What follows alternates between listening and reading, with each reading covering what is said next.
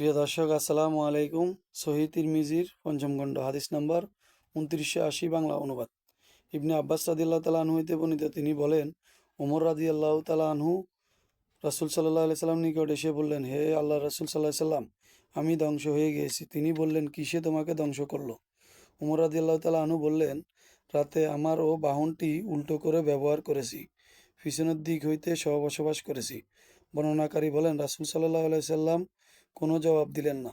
অতঃপর রাসূল সাল্লাল্লাহু আলাইহি সাল্লামের প্রতি নিম্নোক্ত আয়াত অবতীর্ণ হইল। আয়াতের অর্থ: তোমাদের স্ত্রী তোমাদের শস্যক্ষেত্র, অতএব তোমরা শস্যক্ষেত্র যেভাবে ইচ্ছা যেতে পারো।